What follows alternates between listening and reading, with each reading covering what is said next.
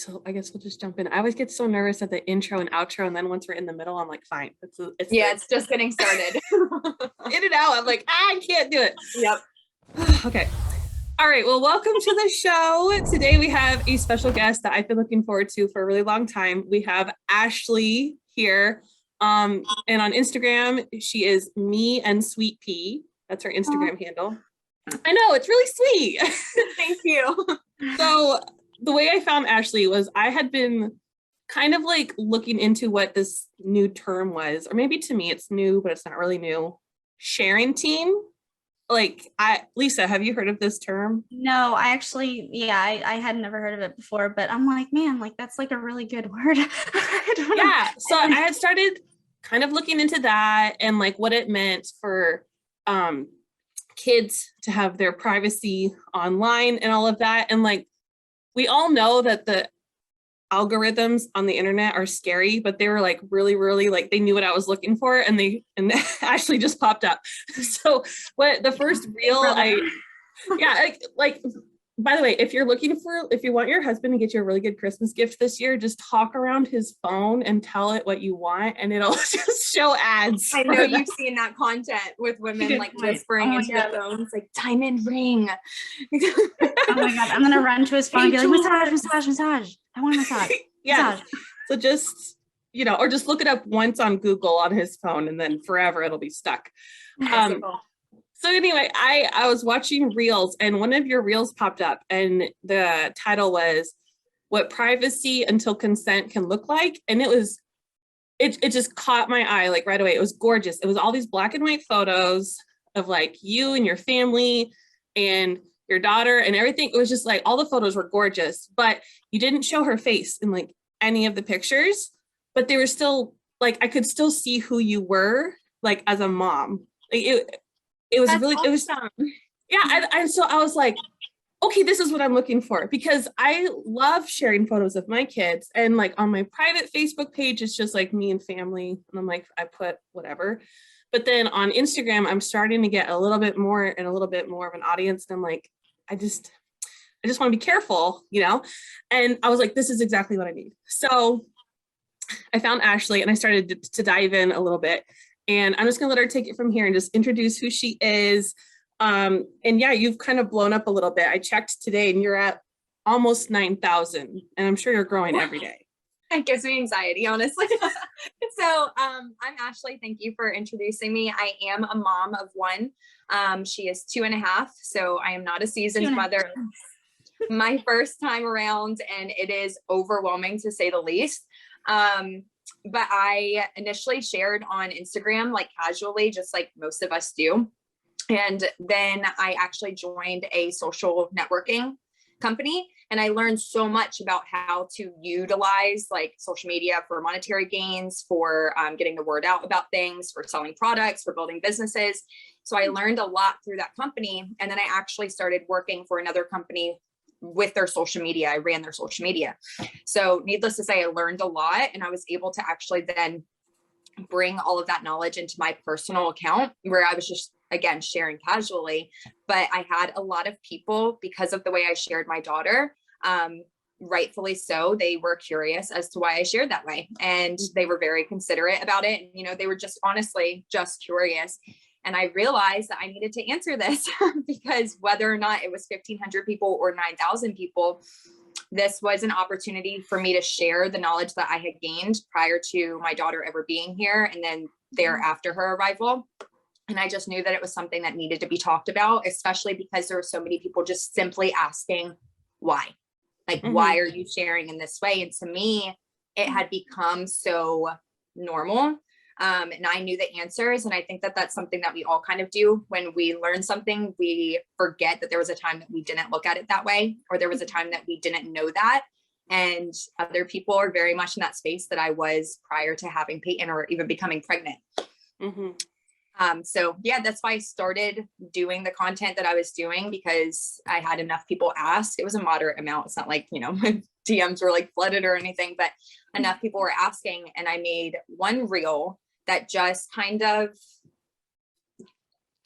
glazed over the reasons. Like, I didn't go too in depth. I really just hit on privacy consent, and I think it may have been her safety. Safety was the third reason that I gave. There's so many reasons, like I could just go on, but those were the 3 reasons that I started. And at the time, back in July, I think it was, that I posted it, it went to 17,000 views. And I understand for a lot of people, that's not like a ton, but for me, I was like, whoa, like I had never gotten over maybe like 100 views on something, you know? That's a lot. Yeah. It is. And so it kind of concreted the idea to me that like, this is something people want to know more about, and whether they're curious or they have already dived into it and they're looking for someone to be like-minded and share that conversation with them. Cause that's what I was lacking. You know, being pregnant with my daughter and kind of diving into this, I had no one to talk to about it. Like nobody, you know? So when that first one went up to 17, I think it's, you know, definitely surpassed that now with the traction that I've gotten on my Instagram, but that was what started it. And then thereafter, I just kind of started making that content. And that's when you stumbled across the one that I made, that I will forever, if I hear that song, yes, the song that plays in the back, it immediately gives me anxiety. And because it hit like 1 million views in a matter of like a week. And then it just skyrocketed from there. And it was wonderful, but it was so overwhelming. I'll be 100% honest whenever it comes to this stuff. Like, I think that it's something that we overlook on social media, that everyone's just like, we want to go viral. And then it hits and you're like, oh my goodness, it's a lot of people looking at my content. It's a lot of people looking at my family. And then again, it concreted it in my mind that this is the reason I share the way I do, because anything you share at any time can go viral. And all of these people, it's like 3.6 million people just walked into my house. Yeah. And they have something to say, whether it be about my family or the way I'm raising my daughter or my daughter herself. And it was just another reason. This is why I share the way that I do. Yeah, I think that's awesome, because you seem like, and you told us before we actually started the actual episode, like, you're not an expert. Like, is anyone really an expert in anything? Like, there's always something else to learn, right? And, you know, there's always more ways to grow and new ways to look at things. And I just love how you're like, not yelling at people for doing things a certain way or not doing things a certain way. Like, you're like, let's just have a conversation. Like, have you maybe thought about this? Have you maybe thought about that? And you just kind of like leave it there and let people kind of figure it out on their own, what's best for them and their family, whatever. And I think that's how motherhood kind of needs to be. Like, we all have our own way of doing things, but there's always a better way to do it. And so if we can just be nice to each other and just have a conversation. Yeah, like support one another. And when you see someone's doing something great, like tell her she's doing a great job. And if someone's doing something different than you, just be like, why do you do it that way? Like, I'm just curious, you know, and then just think about it. So yeah, that kind of goes back to sorry, Lisa. Sorry, that kind of goes back to, just really quick, in like a previous episode when I was talking about like, don't shame people. Like, we need to, like, you know, we can learn from each other without like shaming each other for, you know, things like that. So anyway, that was just a little tiny blurb. Yeah, absolutely. And I think also too, this is something I learned through that one reel going viral in the way that it did, is there is so much room for miscommunication and misunderstanding online. And I think that that's something we obviously know. Like, we all text different, we all email different. Some of us put exclamation points at the end of every sentence. Some of us don't. And we're like, oh my gosh, are they mad at me? Like, they don't use emojis. Like, I can't tell. And that was a big thing, because I'm opening up like Pandora's box on my Instagram here. And I have all these people and I'm welcoming it because I want the conversation to be started. That was just my entire goal to begin with. But it was the 1,000 comments that I received and having to use discernment whenever I'm reading these and going, I don't know how they mean that. So if someone says, why do you do that? Like, I could very well read that and assume that they were asking in a judgmental way, or asking to be cruel, or asking just to nitpick me, or to have me explain myself. And most of the time when I answered kindly and just trying to be as supportive and as, again, kind as I could be, that's the way that they received it. They were so nice about it thereafter. And I was like, okay, so maybe, I don't know, more of us just need to be open to understanding where the other person could possibly be coming from and not assuming. Yeah. And I think that's awesome, because we're definitely going into like our own age of parenting. Like, my parents didn't put pictures of me all over the internet. Like I remember when I was, okay, I don't remember, but when I was a baby, my dad made a video of me as a baby and he put me on a VHS and it got sent to all the aunts and uncles. And that's how people like got to see who I was. Yes. Yeah. Throwing it back there. Yeah. Like, and like they saw it once and then they sent it to the next uncle or aunt and then they never saw it again. So, but now we're in a completely different age where you can just share pictures. And the one that always freaked me out the most was the fact that like, I make sure like my location is always off because I don't like creepers like can figure out where you are just by looking at the location. And I'm like, no. So yeah, we're going into a new age of parenting. And I think it's just important just to look at different ways that people are doing things and like just consider all of the dangers that can be out there. Like there's things that I don't think we even know about. Like we're not going to know about for 10 more years. And we're going to be like, oh, I can't believe that we would do this or that on the internet. Absolutely. Yeah. And so it's just be open to having a conversation. This is judgment-free zone and all that. And just maybe like take a look at our social media and be like, maybe I need to change a few things or. Absolutely. And we all encourage each other to do that in our day-to-day lives, right? We all encourage each other to take a look at your lifestyle and think about what you'd like to change to get to your goals or to get to your peace of mind. And it's like, we have to do the same with our social media because it's changed. Mm-hmm. You know, whenever it first came out, it wasn't as abundant as it is. It wasn't every neighbor, every person that you met on the street didn't have their own Instagram handle. I think there's upwards of like, it keeps growing. It's gonna, billions of users. Yeah. Mm-hmm.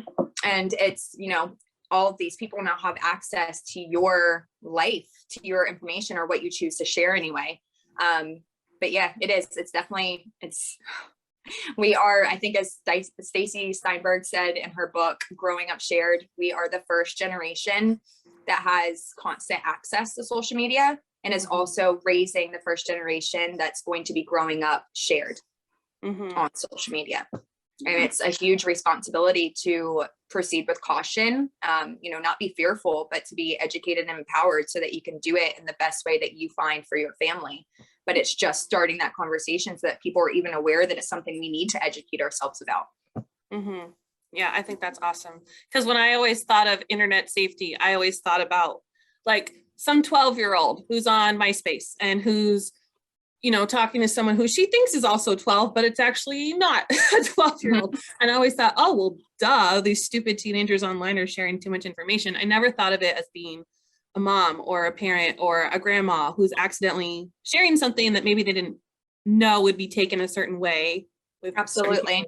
And there's so many different ways that it can get out of hand, but it absolutely is like all of the education that surrounds this topic is typically centered towards, like you said, the 12 to 13, like kids that are using the social media platforms, but it very rarely is that you find something that's educating parents on how to navigate social media on behalf of their children, because that's what we're doing, right? We're sharing on behalf of our kids. Like we're sharing our story because they're a part of it, but because they're a part of it, we're sharing on behalf of them by default.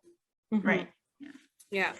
Well, this is off to a great start. So we're going to take a quick little break. And when we come back, Ashley's going to talk a little bit more about Sharenting, maybe share some resources that we can check out after the podcast. So stick around and we'll be right back. And then I do a little dance because I don't know what else to do. You dance? I don't know because I'm awkward.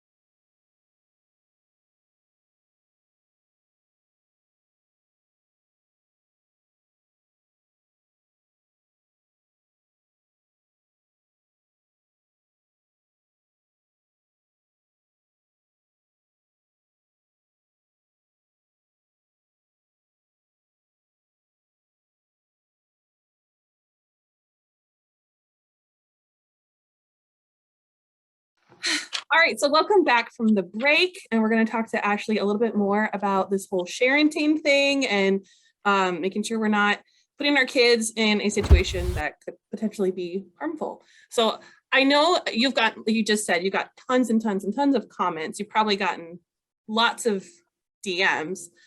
What are some of the like most asked questions that you're getting? Sure. So for personal questions and not so much like pertaining to them and how they should use what I'm sharing, but oddly enough, I get a lot of people that ask me if I take normal pictures of my daughter. I get a lot of concerned parents that I think maybe are just kind of missing the whole point to the context of the reel itself.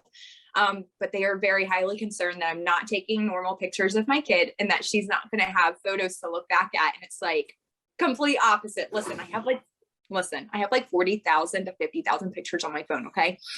It's a ridiculous amount. I can't say that they're all Peyton because I do work primarily from my phone, but I take plenty of pictures of her. It does not mean that I'm not proud of her. It does not mean that I don't have that overwhelming desire to share her with people and to say, look at my kid, look what I made. I absolutely do. Like, it was very difficult being in the hospital and holding her, you know, when she first arrived and not literally putting us on like FaceTime Live and being like, she's here.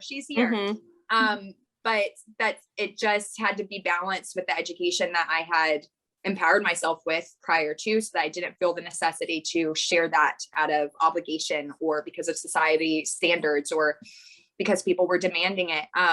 But generally, those are some of the questions I get personally. A lot of the questions that I get from parents that are possibly new to this idea, have never heard of sharenting, have never heard of the dangers or consequences of sharenting, would be that, what are we afraid of? Like, why am I not sharing her? Point blank, why am I not sharing her face on social media? Because I would never say that there's one way to do this, one way to share it responsibly, because we all share it to some degree. And I won't say what's right for another parent. Again, like you said, no judgment here. I'm not going to tell you what to do. But that's why I think that we should be educating each other and having these conversations so that we can best equip ourselves to handle this problem. So personally, when people ask like, what are the dangers? It's hard to list just a few. Yeah. It's very difficult, and I don't want to overwhelm anyone, and I don't want to scare people, because to me, it's such an important topic, because it doesn't start and end with me. Like, it doesn't just start and end with my family. I have a responsibility to my friends who have kids, to the other young kids in my life. Because prior to Peyton, I shared my nieces very casually. And I couldn't tell you if my account was public or private. I couldn't tell you who followed me. I can't tell you what kind of images I was posting, just being proud and just sharing my nieces. And it's hard to just narrow it down to a couple things, but I would say that pedophilia obviously is a big one. The dark web, people taking innocuous photos that we post and turning them into something that would just absolutely make your stomach turn. That's one of my biggest fears. And big data is a big one, that our data is being collected. And I think that's something that we all kind of understand to a certain degree, being on social media, that obviously we're sharing details of ourselves and we're looking at things online, and data is being collected about us from third parties, whether to be sold to advertisers or however. So we're actually posting this content for our children and allowing for third parties to collect data about our kids. I think that one in particular, like, I think that's all something that we know, but like, I feel like most people just like, we pretend it's not real, or we pretend it's not happening, because like, I mean, it's such a, like, it's alarming. It's an alarming thing for me, but like, it's so easy for people to just like, oh, that's not real. Like, oh, people aren't using my pictures or whatever, so I don't know, I just that third party thing, that definitely perked my ears a little, because I was like, like, I feel like we all know, it's like it's one of those things, like we all know it, but like, right, we've been so desensitized to it that it doesn't ruffle the feathers like it should. Like, it doesn't raise alarm to most people the way that it should. If I told you that I found out one of your friends was taking photos of you without your permission, was writing down like details about you and keeping it like stored away, like, you would be so you Freaked would feel, out. Yeah. yeah, it's I'd be like, amazing. what? Yeah, exactly. And that's the appropriate response is my privacy, like has been, what is the word I'm looking for here? Violated. And that's the normal response. But when we think of third parties doing it, of, Facebook, Meta, Instagram, Twitter, TikTok, collecting our data, it gets turned into a joke. It gets turned into a meme. It gets turned into, like we were saying in the beginning of the podcast, hey, just whisper into your husband's phone and tell him what you want for Christmas. And I think part of the reason that it's like that is because that there are so many wonderful things that can come from the collection of data. There are so many benefits to it. And it's just kind of understanding the risk and understanding the benefit so that we can properly navigate this space and be aware of it. Mm-hmm. Yeah. I think that's great. And I love how you shared like you still take very normal pictures of your kid. I'm sure you probably have pictures of your kid like at the beach in a swimsuit or in the bathtub or whatever, because when I first started my Instagram, like it was just my baby. I would just take tons of pictures of my baby. I thought she was the cutest thing. And that's all I posted. And I don't think I had very many people on there, but that's all I shared. And then it slowly morphed into this thing where I started sharing more, like, because I'm a teacher, I started sharing stuff like, well, these are some educational activities and blah, blah, blah. And it's turned into this thing where it's more about me and like my job. But then when I started looking into this thing about even like just predators taking just very innocent photos of what we would think are just very innocent photos and photoshopping them and doing things to them, it made me feel just sick. And so I remember spending, I don't know how long, maybe like at least an hour, just scrolling through all of my feed, saving the pictures to my phone that I thought were really precious and deleting those pictures off of my feed, just because I was like, right now I'm just sharing kindergarten activities to learn your ABCs and 1, 2, 3s, but I don't know if someone's going to scroll back 3 years from now, but I don't know. And so I'm just going to take this off because I have it and I'm the only one who really needs to have this photo. It brings me back all of my memories and no one else needs this photo. I need this photo. And I just took them down just because I'm like, if something were to happen, I would just feel just sick to my stomach if this ended up on a website that I didn't want it on. And I think we just have to like take the photo of your kid in the bathing suit. Like if they're having a great time at the beach, they're making a sandcastle, take the photo, Absolutely. Yeah, because you want those memories and share it with maybe grandma or whatever, but like privately. And that's another thing. Sometimes like if you make a decision like, okay, I don't want my kids at all on social media. I don't want them on the internet at all. It has to be a conversation that maybe you start having with grandma and grandpa or with aunt, whoever, who also helps babysit the kids, and just very nicely explain your side of things and like why you're doing what you're doing, and just ask privately, like, I love it when you take photos of the kids. I love seeing how much fun they're having with you and whatever, but can we just share it just between us, or can we print it out and put it in a photo album? Because not everyone needs to see everything, Yeah, some things are just meant for us. But again, everyone's got to figure it out, like their own way of doing things. But that's just what I've done as of right now. I think that it's great, Brittany, that you actually went back and looked at what you had posted, because I don't know if you've ever done this, but like gone on your Facebook or Twitter. I don't really use anything but Instagram, but I used to use, Facebook and Twitter. Go on there and like look at what you wrote in like 2000. Oh, I hate when the memories pop up and I'm like, ew, why did I write that? Like, what was oh I my thinking? God. I make myself cringe on like a daily basis because I have the time hop app. So it's like, do you remember when you were whatever, like 10 years ago and you wrote this on Facebook? And I was like, oh my God, like someone. It's like, I wish you wouldn't remind me. I really wish you wouldn't. Like, did I have any friends 10 years ago? Like, I feel like nobody liked me. Why did no one tell me I sounded like this, right? Maybe that's why I was so lonely, is because I was posting like a bunch of weird crap.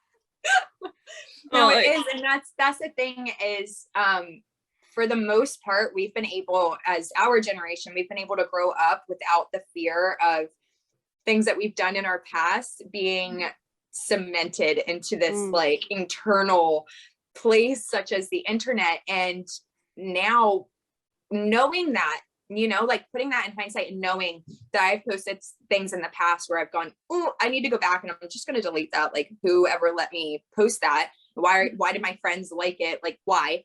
That we might 5 years from now look back at a picture that we posted of our kids, whether it's because it was brought to our attention by them, which I would just roll over. Like if or if we look back at it and think, wow, why did I post that? What was I thinking? Why did I share that about them or whatever? And it really is. It's important to go back and look through what you've posted and kind of question. And I do that too.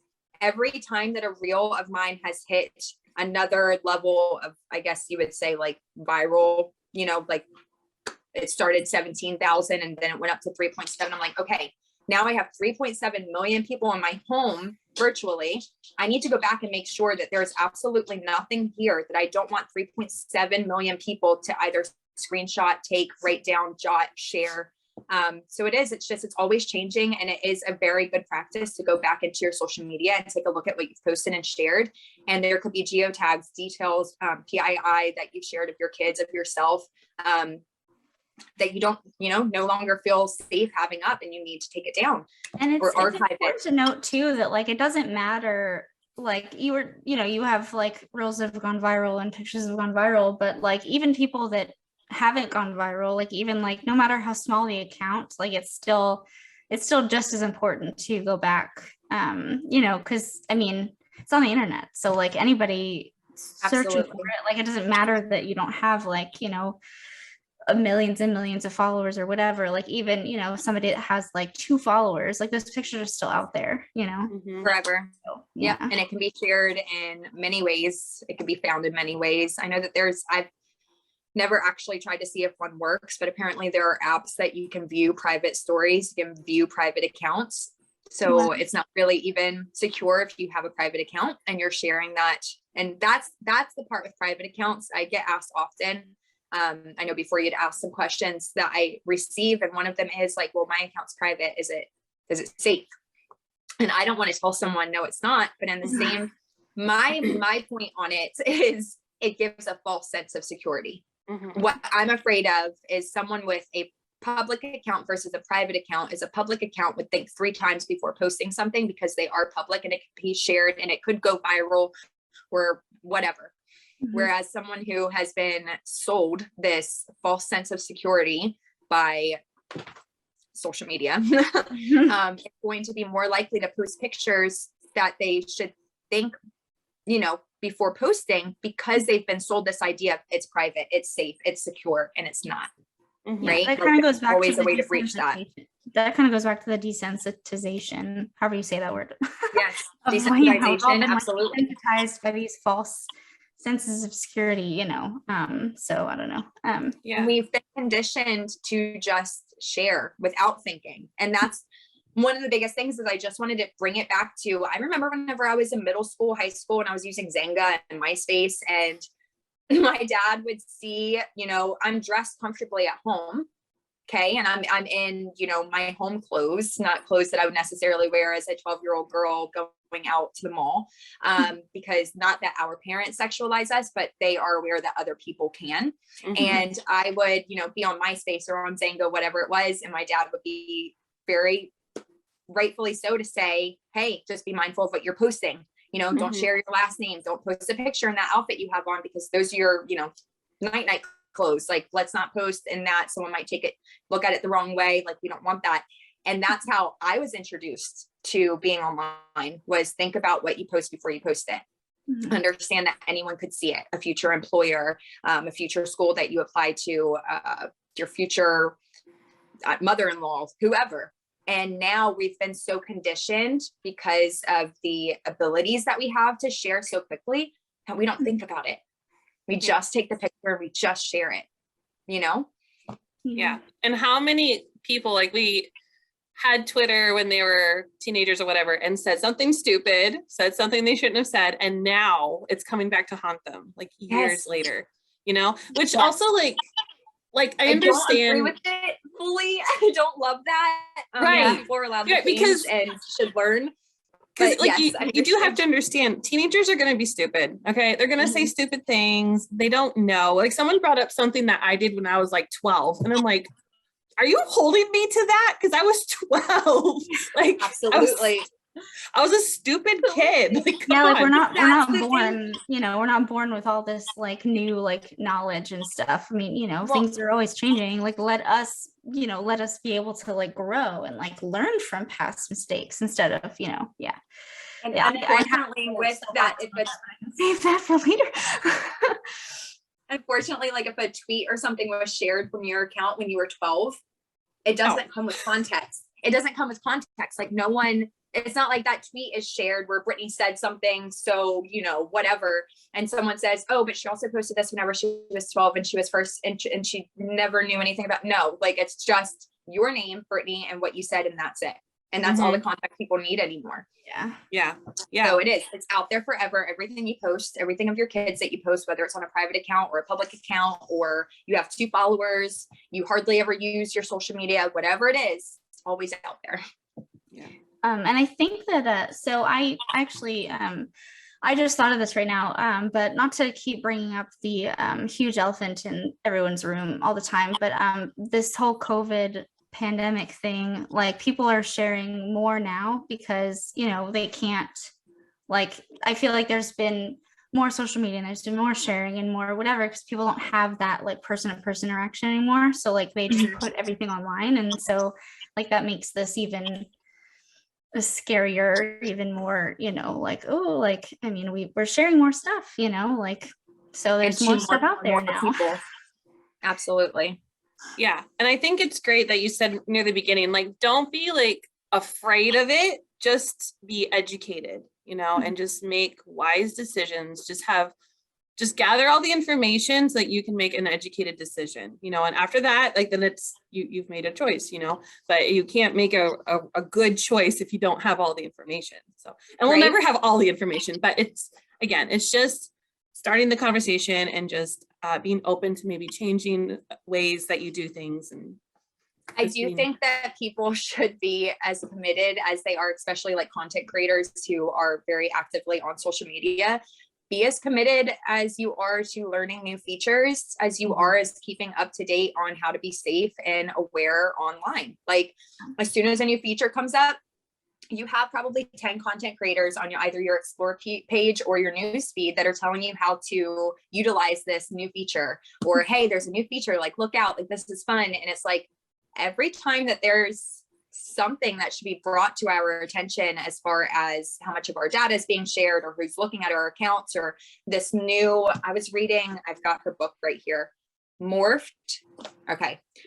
This is a trigger warning. I'm just going to say, just in case for anybody, morphed child pornography. It's when someone actually takes photos of your kids, and it can be, again, a completely innocent photo, and they morph it by Photoshop or other technology into a photo that is sexualizing the child. They could be having them commit a sexual act. I know, Lisa, I see you. Like it makes me uncomfortable. It makes me, but that's the thing, why that's a new term to me that I've learned since reading this book. And that's something that I would like to see shared on social media as often as it's shared, of these new features and all the new tech that's coming. We should be informed of these things, like role play, pedophilia, people, you know, the morphed child pornography, how important it is that your child should have a right and say in their digital identity. Like these things should be talked about as often on social media as everything else is. Yeah, but it's not fun. You know what I mean? Nobody wants to talk about and that. it's scary and it makes people uncomfortable. And I get it, you know, but like, I don't know, the first time I went out to like a bar or a club, you know, being a young girl in the city, and I'm originally from Georgia, like my dad was very much, he empowered me. He didn't make me fearful, but he empowered me to say, when you're walking to your car, keep an eye over your shoulder, like have your keys in your hand, ready to unlock the door. When you get in, lock that door back. That didn't mean that I was scared to go out and that I was scared to walk to my car at the end of the night. That just meant that I was then given the tools to keep myself as safe as possible. And something very well could still happen, even with me being cautious, which is another point a lot of people try to make. You know, you're paranoid and you're sharing this way, and someone could take a picture of your kid while you're out in public. Yes, I understand that. You're never going to be able to control every element of what could possibly harm your kid. But the parts that I can control, I absolutely will. And I think that we should be educating one another on this, you know? Mhm. No, this is awesome. This has already been like an amazing conversation. Like, Yeah. I'm loving this. I could go on forever and ever. There's so much. I'm like looking at my notes. I'm like, it's not going to stop. This is great. So we're going to take one more quick break. And when we come back, we're going to wrap things up. Cause I mean, I wish we could just talk forever, but unfortunately we're all moms and we have to like go be mom later. But this is awesome. And so we're going to come back and we're going to talk about some practical ways that we can share photos on Instagram, or just some ways that we can maintain privacy. Yeah, so this has been awesome. So we'll be right back. Stick around. Okay. This is so good. I'm really enjoying this. This is I'm glad great. you're like dancing with us, Ashley. Like, I'm like, yeah.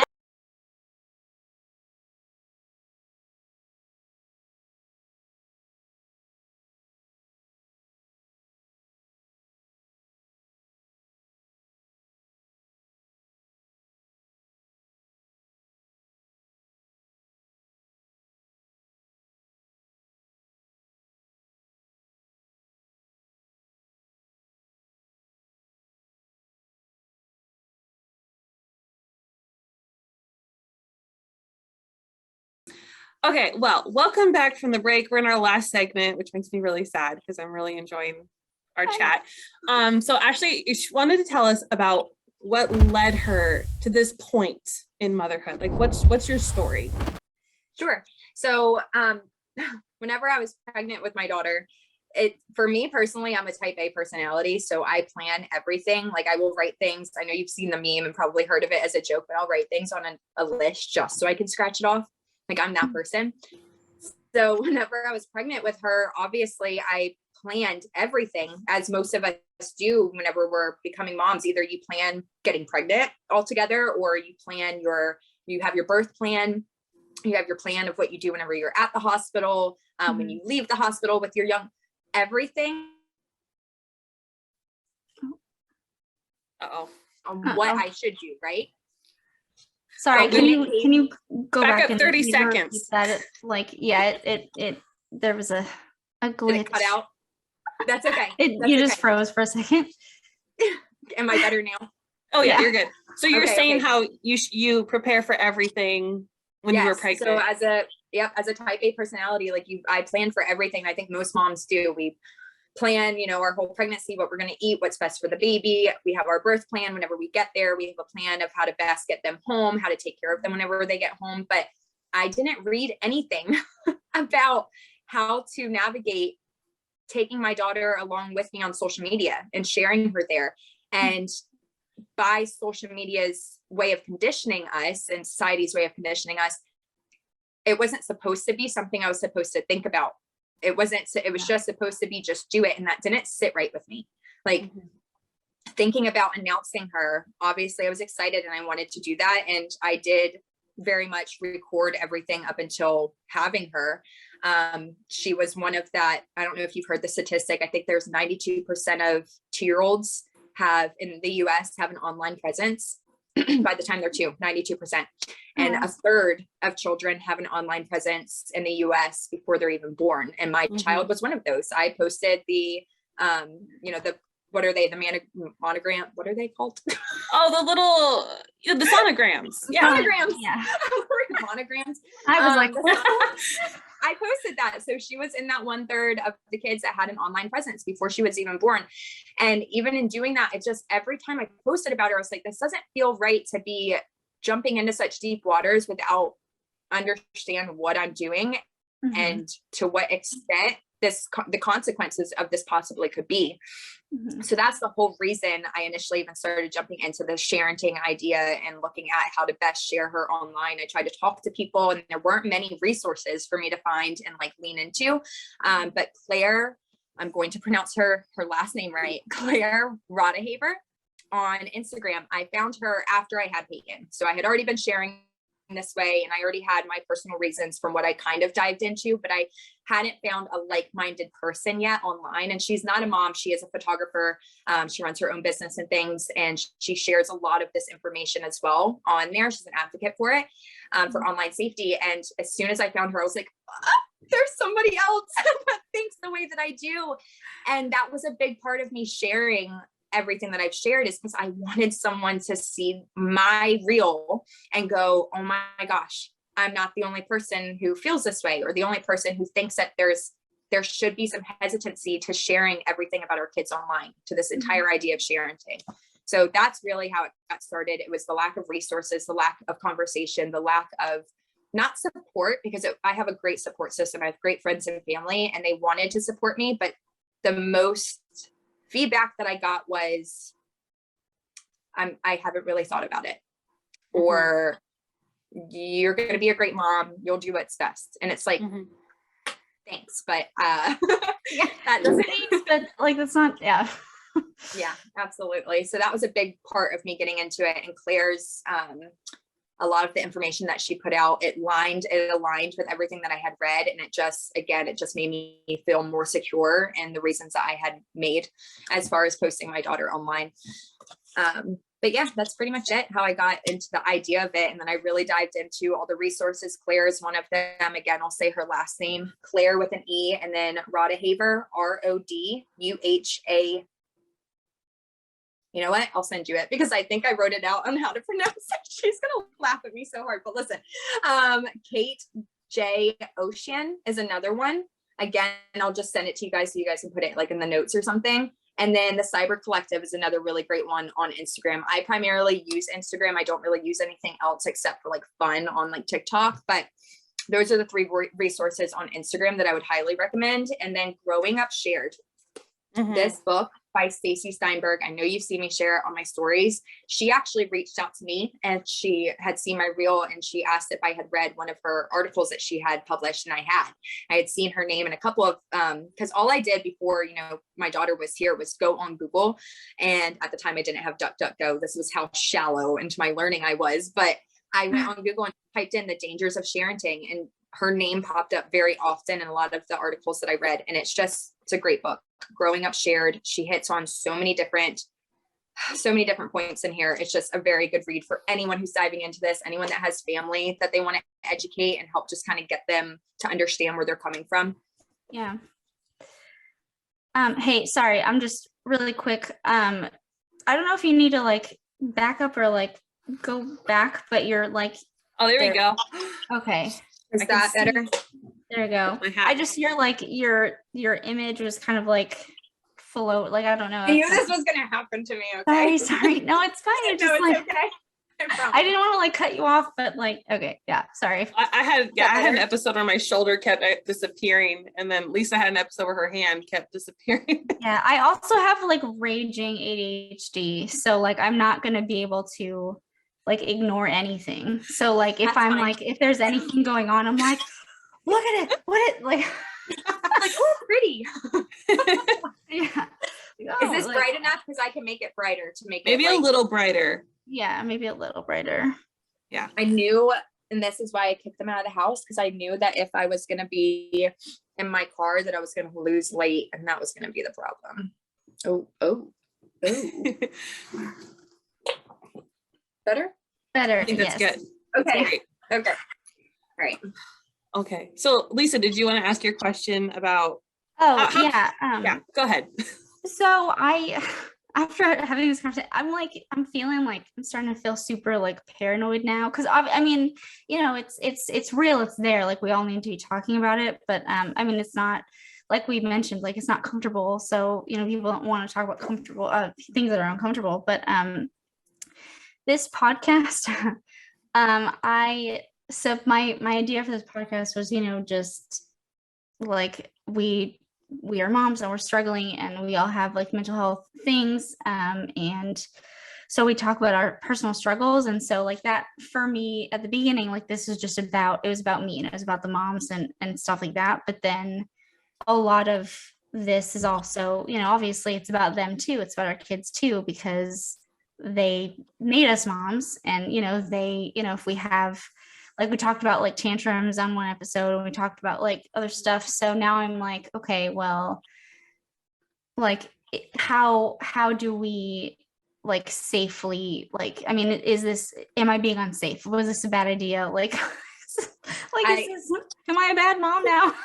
like, oh, listen, I think that the fact that you're even asking yourself that is amazing. And I don't think that there should be any shame that you should feel any, so just let that go. Any shame, just let it go, because that's not for you. And that's the most important thing, is that you're even thinking about it. Mm-hmm. The fact that it's at the forefront of your mind whenever you guys are, thinking about the topics and thinking about how you're sharing and how you're storytelling about your kids, when you're aware of it, I think that we kind of naturally just share a little bit differently. Because no one, I think most parents, like 90% of parents, do not intentionally try to overshare about their kids in a way that's going to embarrass them or harm them even. I think most parents share because they're looking for companionship. They're looking for, someone to relate to what they're going through. They're looking to share their story. They're looking to be a part of society, because this is it, especially like since COVID. This has been it. We're all here. This is how we're engaging with people. I don't think that there's anything wrong with sharing the universal experience of motherhood. I think that it's trying to find a way to navigate the difference between sharing my experience and sharing hers, and giving her a voice and speaking on her behalf. And I know for me, the guidelines that I've made, I won't share things that could possibly embarrass her. So say hypothetically, she got sick and she had thrown up all over the place. Mm-hmm. I'm not going to take that picture and post it online. I'm not going to speak about the details of her, hacking into the toilet or anything. Again, this is hypothetical, but I can share my experience with how exhausted I am having a sick kid and how she was up through the night. So I was then up through the night, and I'm tired and I'm stressed and I'm worried and I'm concerned. And I had this conversation with her doctor and I didn't feel heard. And that's my experience, right? I'm not sharing hers. And it's just finding a good balance and what you're comfortable with, of sharing your experience as a mother without compromising their privacy. I can share about my relationships with friends in a way that I'm not compromising their privacy, but I have friends. Like, I'm not hiding them. You know what I mean? Yeah. I think that's perfect. That makes me feel better. Yeah. Cause I've people who listen to this podcast know, like, I have no shame. Like, I will tell you how depressed I am. I will tell you, that I've been having like intrusive thoughts sometimes. Like, I will tell you all the, all of the ugly that goes into me being a mom. So much for all just of us. like, it's therapeutic and it's good, but I mean, when I'm talking about like Lily, my 2.5-year-old Lily, like, if I'm talking about her, like, I'm not gonna, like, I don't get too detailed in, like, what she's doing, what she's feeling, what she's whatever. So that does make me feel better. Okay. Thank you. Absolutely. And like, potty training is a big one, and you can share all the ups and downs of potty training without actually showing a picture of your child on the toilet. Yes. You know what I mean? But like, you can still share how intense it is and how proud you are. And look, we have a chart and we've got stickers and they got a piece of candy and she did so well. I'm so proud of her, without saying she doesn't know how to wipe her butt. Like, it's just, like, we kind of just have to think of it. If someone was sharing this story about me, like, I wouldn't mind someone telling someone that I was sick, but please don't tell them I have diarrhea. Like, like, just being mindful, and just really, not that moms forget that their kids are people, but we're so far separated from how it feels to be that age, or any age, right? That we aren't currently at. And they do get embarrassed, and they do care what's shared, and they don't necessarily want a stranger greeting them on the street and saying, I heard that you're potty training and using how to, learning how to use the toilet. Like, and not all kids, every kid's different, but we don't know how they're going to receive this information later. So I think the fact, Lisa, that you're even thinking about it is that's the first step, and that's perfect. Because then you mentioned too about like the sonogram, posting sonogram, and about how, like, monogram is what I said. But yes. I think that and that's something you don't think about that, because I think like when you're pregnant, like, you know, your child is like in you, right? So basically like it's hard to, yeah, so it's you think about it as like, oh, it's me, you know, she's me, she's in me, like this is, you know, an extension of me.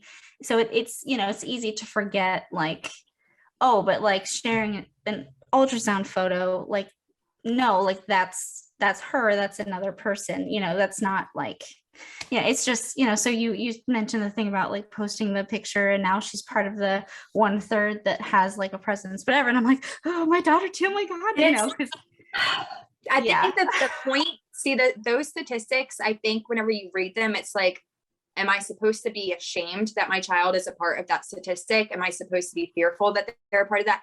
I look at that statistic and go, if 92% of nearly 2-year-olds in the US have an online presence by the time they're 92%, that means that 92% of parents should be educated on the topic of sharing, of data collection, of role play online with other people's, you know, pictures, and how quickly a picture that you post can be photoshopped, or how it can get leaked and turn into a meme. And 92% of parents, it should come back to the parents. It shouldn't be a shock factor of 92% of 2-year-olds have an online presence. It should be 92% of parents have their children online, and they should be educated about their role in that. Yeah. Because I think it's important that, you know, like we have, you know, we're allowed to share what we want to share. It's just, you know, it's important to know, you know, the dangers of it and how to be safe and stuff. So I'm like, this is like the best episode I think that we've had. I think it's my favorite one, because I'm just like, oh, this is so interesting. Yay. That's awesome. It's my first episode ever. So thank y'all. Well, when I reached out to you, I was like, I gotta reach out to her like now, because she is going to be asked to be on other podcasts or things, because this information is, I don't want to say it's new information because it's not new, but it's now, at least for me, being brought to light where I'm like, oh, I actually need to think about this. It's a newer conversation. I think that not a lot of people are having yet. And I'm glad that I can be a part of like the start of like pushing the ball to get it going. And like, let's just think about it. Let's just talk about it and evaluate what we're doing. Because, okay, so I'm a teacher, so I'm always evaluating. I'm evaluating the kids. I'm evaluating myself and the way that I'm doing things in the classroom. And I'm always evolving and changing and morphing and just trying to be something better. So I think that this is a really great place to start. So can you run through your resources one more time, like the books one more time, and where we can find you? So I'm not going to overload you with books. I'm going to again share the Growing Up Shared, because she just hits on so many. It's just compact with everything that you need to know, especially if this is like an intro to parenting for you. So it's Growing Up Shared by Stacy Steinberg. I found mine on Amazon, and I highly recommend Claire Rodehaver online on Instagram. She has a TikTok, she has a YouTube, so you can find her on all those sources as well. Kate J. Ocean, I'm going to send you all these names so that you can type them out, because I definitely am mispronouncing that. And the Cyber Collective is another one. She does a wonderful job of sharing. I love the way that they share, because it takes the feeling out of it almost, where they're not telling you that you're bad for sharing this way, but it's like, this is the reality, and it's an ugly reality, but we need to be informed so we can navigate this the best way possible. So those are the 3 on Instagram. And then me personally, I'm on Instagram. I have not found a way yet that I feel comfortable sharing on other platforms. I'm still very much just on Instagram. So me and Sweet Pea, that is a play on my nickname as a kid, and now my daughter's nickname. Aww. So me and Sweet Pea. Yeah. It gets sweeter and sweeter, like the more you talk about it. Listen, so my family called me Sweet Pea whenever I was obviously like a baby or toddler. I don't remember it. But then when she was born, because her name starts with a P, they called her Sweet Pea. And I was like, I really like that. So it's stuff. Yeah. I never had a cute nickname. My parents called me Pumpkin Head because I had a big head. And then my dad would call me Stinky. Like other girls got like Princess or Honey. And he called me Stinky. No. Like, really? I didn't. Yeah. other than on my mom's side of the family with Sweet Pea, I didn't get really any beloved like nicknames. It was like Ash and that's it. Oh, whatever, fine. I just got But I off of my name. I didn't like get any like nicknames really. But my husband, you were talking about how your dad called you Stinky. So and then Pumpkinhead because you had a big head. But my youngest daughter Holly, she has to wear a cranial helmet right now because she just I've seen how those. she was. What? They're so cute. They are. How she was like in the womb, she was just on one side, and then like when she came out, like came down the birth canal, like it kind of like morphed her head a little bit, and so she has to wear a helmet now, and so my husband calls her Funny Head. Just I don't know, it's kind of just like a joke, but yeah, she has a case of funny head or whatever, and so anyway, but it's really cute. Yeah, y'all, I want to say, and I'm not sure if you're going to close this out or not, but I just want to say, like, to all the parents who are hearing this for the first time, including the both of you, like, do not live in fear. There is no point. And someone's always going to tell you that no matter how careful you are or how mindful you are, that horrible things can still happen. And it's like, sure, but that's no reason not to wear your seatbelt, like, just be mindful, set guidelines, talk to your family and friends, people that are going to be in your children's life often and would be in that position to need to share responsibly or to follow your guidelines and such.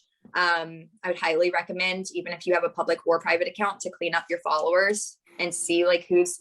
Before I came on here, I got I didn't get a friend request because I'm public, but I got a notification that someone was following me, and I'm not going to say his name, but he had no followers. He wasn't following anyone but me, and he was just shirtless, which is cool, man, like do you, but it red flags, like it was a bunch of red flags. And I was like, this isn't someone, even on my public account, who I very well could not ever control, who follows me all the time. But if I see that, I'm aware of it, nope, block. And I blocked them. So just being mindful of who actually is following you and just keeping an eye on maybe who's viewing your stories every single time you post of your kids. I know a lot of people would hate me for this, but I would love if Instagram could bring back the notification, or maybe they never had it. I think it was Snapchat or something, but you get notified when someone screenshots your stuff. Oh, I didn't think about that. It's like, again, this is like, I mean, I don't know if you can see me like cringing in my skin. Yes, believe me, me too. And honestly, demanding more education and transparency from the platforms that we're using. They make money, from us just being on there. Like, there's no reason that we shouldn't be heard and that we should be dehumanized to be just users. Like, no, we make you billions of dollars. Like, hear us when we ask for you to listen, that we want more transparency and education around these topics. And it should be something that we're demanding more of from them. Yeah, my husband says all the time, like, if the app is free, like, you're the product. Like, if the product is free, you're your the attention. So absolutely. Yeah. It's scary to think that for the like, I don't know, that's the reality of it, is that we are the product. Our attention is being sold. And what they're doing right now is encouraging us to share about our kids. If you've ever, I'm sure you've seen like a meme that says, if you want to go viral, just share a video of your kids or your dog. And it's like, and again, I don't know this, but I would imagine that that's strategic, that they want to encourage us to share more about our children, because that's the next generation of money to be made. And they want as much information and data collected as possible.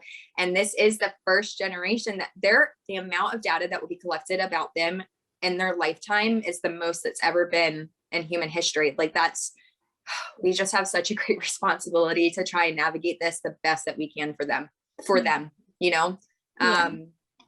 so many reasons why, and we'll talk about it another time because there's so much more we can we definitely need to do a part 2 of this, because like I'm loving it. 2, 3, 4, because could go on. Yes. This was so good. This is so good. So Awesome, just thank you so much just for starting the conversation, and being one of those people who's open to like sharing something like this, which could be, I guess, maybe a little controversial, and like opening yourself up to that. Thank you for being that person. You wouldn't think that child safety would be controversial, but I know. I know. It is. And again, I think it's because people just take it as, and I know we're trying to end this, I'm sorry. Oh no, keep going. I'm loving all of this.